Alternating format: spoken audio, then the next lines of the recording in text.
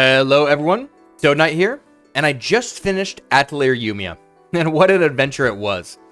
In some ways it surprised me, in others, it delivered exactly what I was expecting. This game released on March 21st, 2025.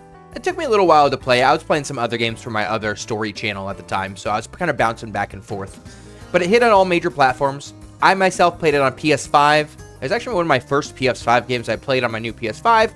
Great game to play on the PS5. I ran into 0 bugs and 0 crashes. But let's not waste anyone's time with the background of the game and just tell you what you're all here for. Was it good? It was solid.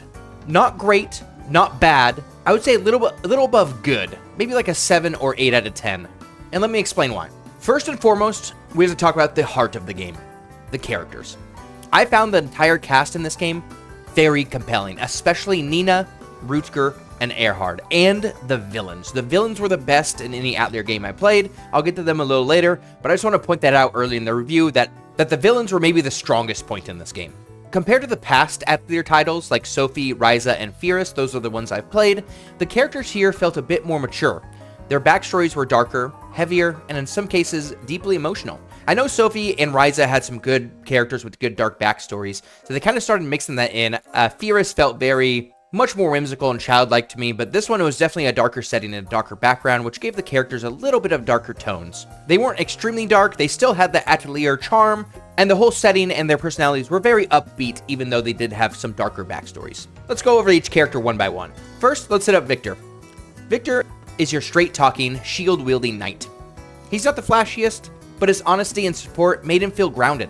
Plus, shield mains deserve more love. I love a character who uses mainly a shield. I liked his character in the story. His straightforwardness really worked with the party. Next character is his sister, Isla.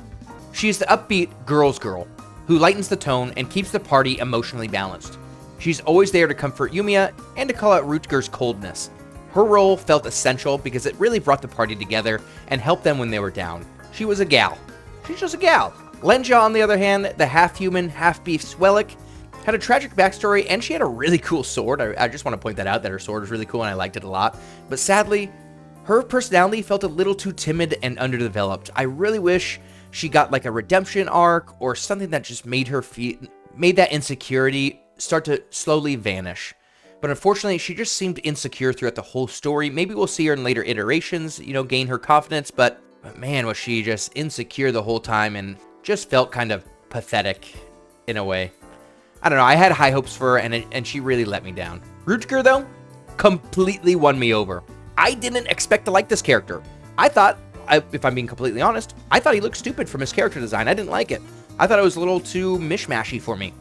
But his gritty attitude added the so much needed edge to the party. Oh my gosh. His bluntness won me over. The way his bluntness interacted with every other character's wholesome attitudes was really good, and I felt like it really fit into the group dynamic here. I really like Rutger in the story, and I liked his backstory and his character overall. He really surprised me. His story is actually unresolved by the end, which hints at a future role. Maybe an Atelier Yumia 2 or a DLC, I don't know. But I really want to see him in later iterations of the game. I think he fits great into the Atelier franchise overall. Then there's Nina. Surprisingly the standout. Her backstory tied beautifully into the main plot and delivers some genuinely emotional moments. Nina was the most fleshed out character in this game. I'll just say this right now. She had so much backstory and so much story, and she was tied to the plot. It really surprised me.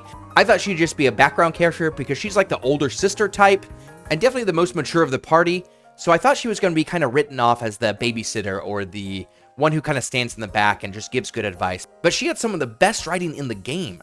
It really surprised me. I like Nina a lot. And finally, Yumi herself. She's sweet, responsible, and driven by a desire to honor her mother. I expected a little more fire from her, especially with heels like that, but overall, she was a solid protagonist. Not groundbreaking, but not forgettable either. I liked her design a lot. I wish she had just had a little bit more bark to her bite. She was a little too wholesome for my tastes. But it is an Atelier game, so I do respect the wholesomeness a lot. I knew I was coming into this game for a wholesome experience, and she delivered exactly what the Atelier experiences was, but honestly a little bit of a more melancholic tone. Now, let's talk about villains. Now, this is where Atelier Yumia truly shines. The villains are the best in the story. They add a much needed dark tension to the game. These characters are very well written, and they go together really well with the wholesome main cast. First, we have Lily Boria. I'll try to leave some spoilers out, but she's basically a mutant who hates alchemists, and that hate runs deep. It works really well with the wholesomeness of the party, because there's a huge contrast there between hate and love. Next villain is Vesper. He's pretty mysterious, but very militaristic. He has strong values that will not change no matter what, and he fits in really well because he will live and he will die for his country. Very good character. Next up, we have Corleones, my favorite of the villains. I like Corleones a lot because he's cold and scientific, and he has a very fun personality. He's a science type. It seems like the only thing he really cares about in the world is science. His goals are very science-based. It seems like whenever a scientific topic is brought up in the story, he gets very excited. He meets the party with excitement, not hate, just pure passion for science. He is also a villain, so that science is definitely going to be over the line of what's good and bad. He definitely leans toward the bad side. It seemed like for a character like him, he wasn't trying to do bad or good. He actually didn't care about bad or good. He literally just cared about science, and I really respect that about this character's writing. And last but not least is the main bad guy. Spoilers. Spoilers coming in hot, so pause it now if you don't want any spoilers. But the main bad guy, Emperor Basilius, the narcissistic Grand Emperor. I like the way they made Basilius. One of the weaker points of this game is I wish they went into Basilius's personality a little bit more. We really only see him at the end, and we only hear about him from other characters. But it sounds like he was very narcissistic. He was the one who wanted to bring the nation back himself.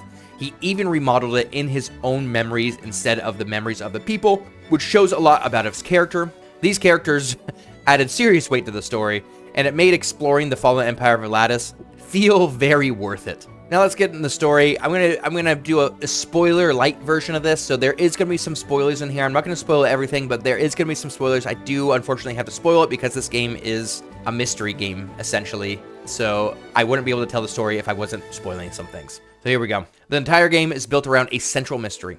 What caused the collapse of the Aladician Empire? Each boss fight gives you a glimpse into the past through memory vials scattered across the regions. It felt like piecing together a puzzle, and by the time you reach the final boss, everything clicks into place, which is great. This game's about adventure and exploration, and it does a great job giving the player the pieces to the puzzle so they can figure out the mystery. It's a fantastic approach to storytelling. My only gripe is I wanted even more, especially from the villains' backstories in the second half. If we get a sequel, I hope it explores Vesper and what he's doing in Victor and Isla's homeland. They really didn't go into that very much other than he was just collecting some souls for the revival project. I really hope we see more Basilius and maybe a different sequel or DLC or something like that. He seems like a really good character that we really only saw on screen for about 10 minutes. Other than that, I thought this game did a fantastic job with slowly giving the player very small pieces of a grand mystery and having the player figure out themselves before it's spoon-fed to you through lore and dialogue. All right, time to move on to gameplay and Alchemy. I'll be honest, this was the weakest point of the game for me. I love Atelier Alchemy systems, but in Yumia, I felt like it was sidelined. I crafted maybe 30 items in total and beat most of the game with basic gear. It was a little too easy. Combat also took a hit. The game switched to an action system, which I think was a mistake. Button mashing was often the best strategy, and while the visuals were really flashy and really cool, the gameplay lacked depth and weight. If you love turn-based strategy, you might feel disappointed. I definitely was. I enjoy turn-based strategy because I can unlock a move and be excited about it. In this, I unlock new moves and it's like, who cares? I'm just gonna mash the buttons anyway. It wasn't anything fancy. I thought the gameplay was really kind of boring here, if I'm being completely honest. The dodge mechanic was the most interesting thing, and even that was very sloppy and very simple. If it was turn-based with the same kind of thing, I would have loved it. Yes, it's a little bit hard to get people into turn-based because it takes longer in this age of TikTok shorts and YouTube reels, but I think it's worth it to make a lasting impression on the people who love your game to have turn-based strategic combat, just to flesh out the gameplay a little bit more. Alchemy system, this one actually surprised me how much of a sideline it took in this game. Normally in the Atelier games, you set up your Atelier and do tasks with people around the town and stuff like that. This one never really had that. Yes, there were some side quests where you could do quests for people around the city, around the encampments, but I never really did it. There was no real reason to even touch that mechanic. The only time I ever touched Alchemy is when the story called for it, or at the very end to fight the final 3 bosses. but it did kind of disappoint me that I didn't really need to use it until the end game, which felt kind of bad for an Atelier game. But I see they were trying to try something new with this one, and I think they nailed it with the story and the characters and the villains. I think because of that, Alchemy took a backseat. So moving on to their world design and atmosphere, I think this was excellent. Atlantis is a land scarred by mana disasters, and every region felt rich and mysterious. From memory vials that played like recordings to ruined cities, the world invited exploration without feeling overwhelming. They really did a good job to drip feed you lore about the game through each region in the game. There are 4 regions in the game, and each region has a little bit of information about the main story. And then you get a little bit more from the next region, a little bit more from the next region, and then all the main story comes together in the final region. They really did a good job setting all those lore drips up through memory vials, which play like recordings, notes you find around the city, and just the ruins and environment tell a story of what happened in this nation. The tone was darker than recent entries, but still carried the whimsy that defined Atelier. At its core, the story was about self-acceptance and doing what's right, and that's what really set the atmosphere. It was dark, but also had a very wholesome feel to it. It's an interesting combo. I liked it. I want to talk about the visuals now. As a 3D artist, I did notice some shortcuts in the visuals, duplicate NPCs, sparse detail in some environments, but honestly, I like that. The focus was clearly on what mattered here. Character design of the main characters, spell effects, and key story moments and writing. And you know what? That's the trade-off. That lets Gust, the developers of the game, release Atelier games more frequently. I'll take a slightly less detailed world over waiting a decade for the next one. Before I give my final verdict, let me talk about the music for a second. It's pretty chill. It's lo-fi, relaxing, and surprisingly versatile. I've already started using it for background music in my videos, and I'll probably keep doing so. I think it makes perfect background music. I'm not a big music man myself. I don't listen to music all that much other than like anime openings, nightcore, and like Persona music. This isn't as good as Persona music, but it just gives a chill vibe, and it will be in the background of this video, so you can hear it yourself. Yeah, my final verdict, Atelier Yumia felt like a shift in a direction for the franchise. It moved away from the open your own Atelier and sell stuff formula and embraced a more structured, plot-heavy approach. It's not the best Atelier game. I think Ryza is the best Atelier game, but this one has the best villains. That's 100% certain in my mind, even though I've only played Sophie, Ryza, and Firis. These villains are extremely good. I like them a lot. Corleones is the GOAT. Love that man. If you're already a fan of Atelier and you're looking for something with more plot and mystery, this is worth your time. Definitely pick this up. If you played any of the Atelier series, check this out because it will give you a little bit more plot-heavy storyline in this one. But if you're brand new to the franchise, I would actually recommend starting with Ryza.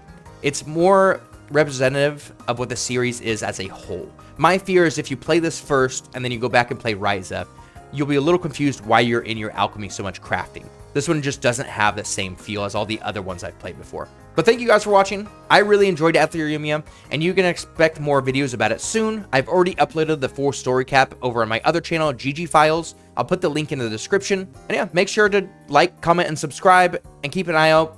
I will be starting a Discord coming soon.